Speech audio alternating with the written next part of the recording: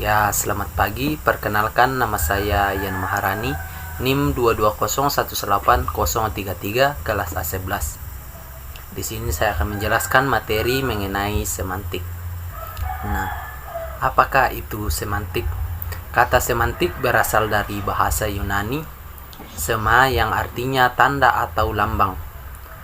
Semantik pertama kali digunakan oleh seorang filolog Prancis bernama Michael Brel pada tahun 1883. Kata semantik kemudian disepakati sebagai istilah yang digunakan untuk bidang linguistik yang mempelajari tentang tanda-tanda linguistik dengan hal-hal yang ditandainya. Oleh karena itu, kata semantik dapat diartikan sebagai ilmu atau makna tentang arti, yaitu salah satu dari 3 tataran analisis: bahasa, fonologi, gramatika, dan semantik. Hakikat makna. Menurut teori yang dikembangkan dari pandangan Ferdinand, makna adalah pengertian atau konsep yang dimiliki atau terdapat pada tanda linguistik. Menurut De Saussure, setiap tanda linguistik terdiri dari 2 unsur, yaitu signite, Inggris, dan signifikan. Kemudian yang kedua, signifian, tanda bunyi. Sedangkan yang mengartikan signifikan atau signifier adalah bunyi-bunyi yang terbentuk dari fonem bahasa yang bersangkutan.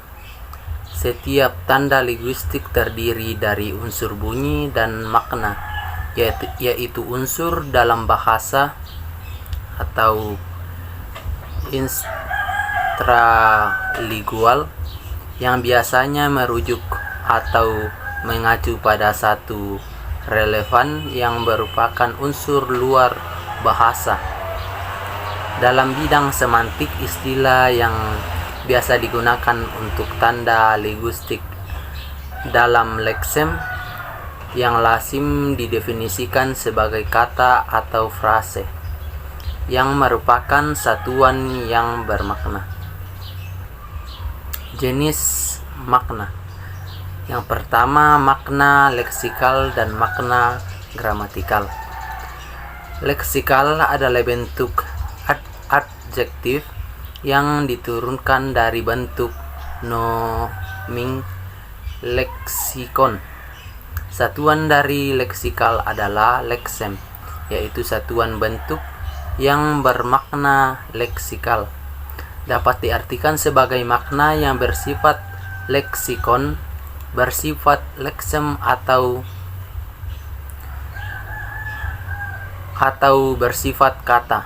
Contohnya, setiap bangun tidur ibu menyuruhku meminum segelas air putih hangat. Nah, pada kata minum mengandung makna leksikal. Kemudian gramatikal adalah makna yang hadir sebagai akibat adanya proses gramatikal seperti proses aplikasi, proses reproduksi, dan proses komposisi. Contohnya, proses afiksasi awalnya terdapat kata angkat dalam kalimat batu seberat itu terangkat juga oleh adik, melahirkan makna gramatikal. Kemudian yang kedua, makna denotatif dan konotatif. Makna denotatif pada dasarnya sama dengan makna referensial, sebab makna denotatif lazim diberi penjelasan sebagai makna yang sesuai dengan hasil observasi menurut penglihatan, penciuman, pendengaran, perasaan, atau pengalaman. Contohnya kata perempuan dan wanita. Kedua kata ini mempunyai dua makna yang sama, yaitu manusia dewasa dan bukan laki-laki. Kemudian yang ketiga, makna referensi dan non-referensial. Perbedaan antara makna referensi dan non-referensial berdasarkan ada tidaknya referen dari kata itu. Bila kata itu mempunyai referen, makna kata-kata tersebut bermakna referensial, dan jika kata-kata itu mempunyai kata meja, temanku kata yang bermakna referensial karena mempunyai referen, yaitu jenis perabotan rumah tangga. Kemudian makna kata dan makna istilah. Setiap kata atau leksem memiliki makna, namun dalam penggunaannya makna kata baru jelas jika kata itu sudah berada dalam konteks. Kalimat atau konteks situasinya berbeda dengan kata istilah, mempunyai makna yang jelas, pasti, tidak meragukan meskipun tanpa konteks. Contohnya, tangannya luka kena pecahan kaca dan lengannya luka kena pecahan kaca.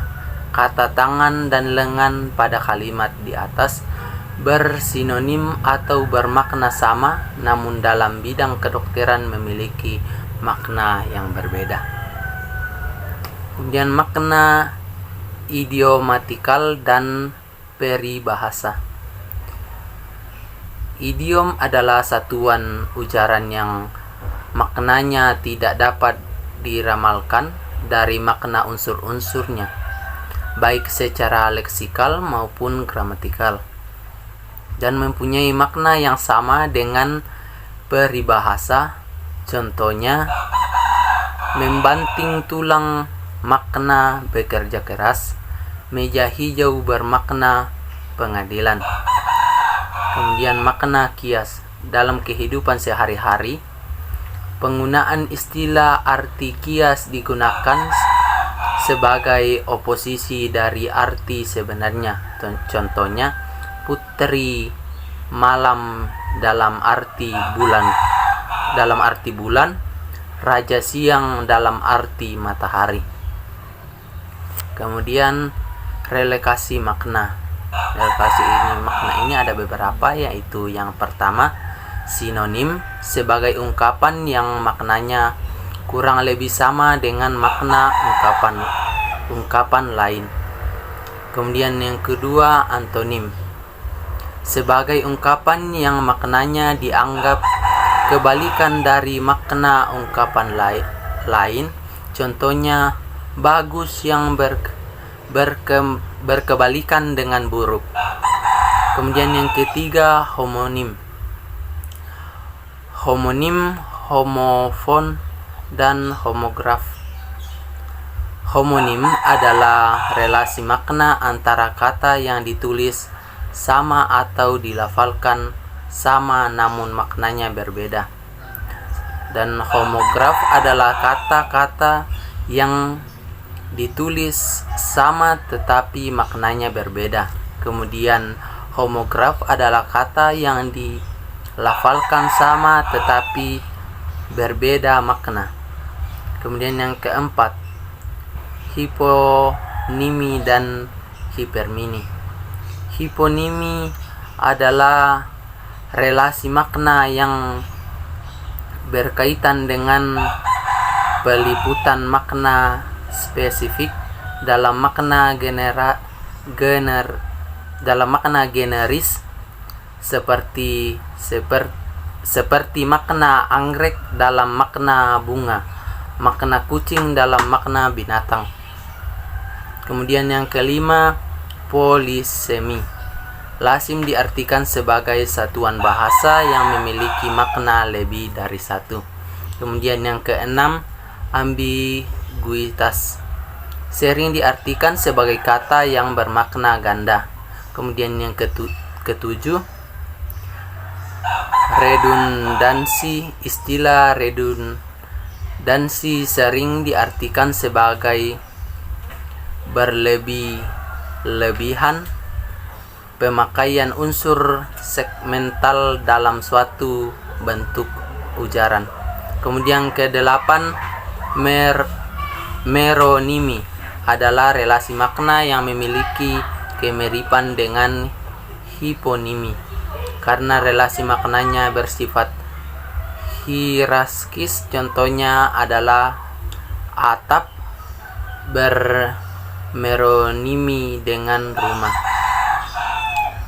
Kemudian yang ke-9, makna asosiatif. Menurut asosiasi yang muncul dalam benak seseorang jika mendengar kata tentu bagi membayangkan orang Indonesia. Villa mengandung makna asosiatif. Gunung, alam, pedesaan, sungai mengandung pada pengalaman seseorang. Makna afektif berkaitan dengan perasaan seseorang jika mendengar atau membaca kata tertentu. Perasaan yang muncul dapat bersifat positif maupun negatif.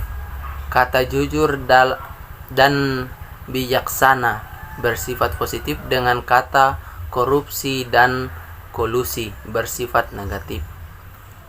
Kemudian yang ke-11, makna etimologis. Berbeda dengan makna leksikal karena berkaitan dengan asal-usul kata dan perubahan makna kata. Dilihat dari aspek sejarah kata, melalui perubahan makna kata dapat ditelusuri perubahan nilai, norma, keadaan sosial, politis, dan keadaan ekonomi suatu masyarakat. Nah, itulah penjelasan dari saya. Sekian dan terima kasih.